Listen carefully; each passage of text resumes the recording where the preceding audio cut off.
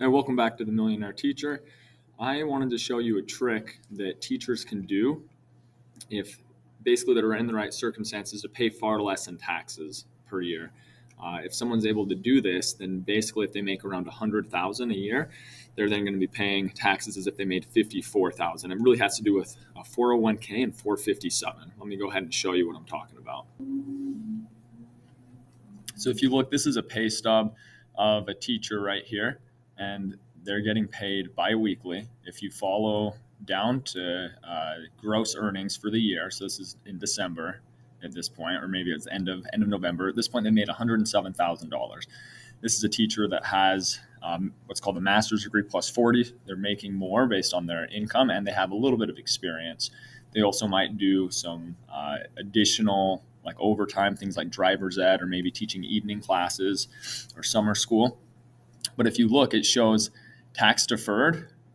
They're at $43,165. So what that means is basically you go down to year-to-date taxable gross, they're going to be taxed on this lower number. It's like you subtract from gross earnings the tax deferred.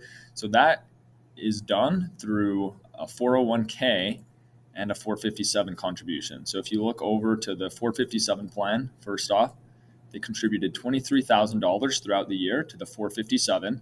And then if you come over to the 401k, they've paid at this point $20,000, and by the end of the year they'll have that maxed out. You can max out a 401k at $23K. You can max out a 457 at $23K. So basically you have $46K that you can contribute to these accounts, and if I'm understanding it correctly, you're then going to be taxed.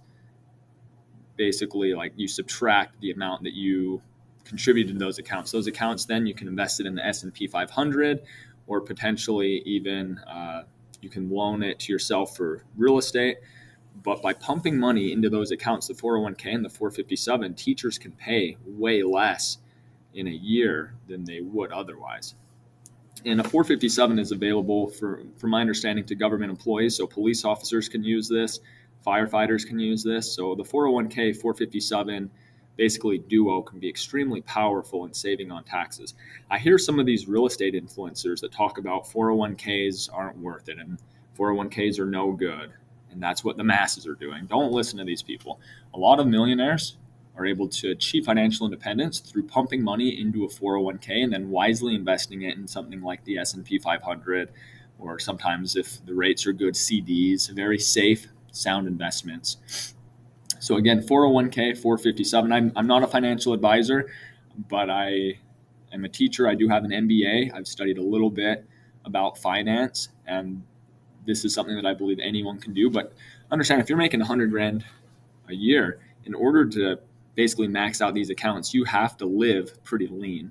You have to make sure that you're not spending too much on your housing, too much on food, probably not too much on vacations, right? In order to max out these accounts, you have to live pretty lean. But if you do this year after year, you're going to save enormous amounts on taxes, and you're going to really build up a good base that you can be investing.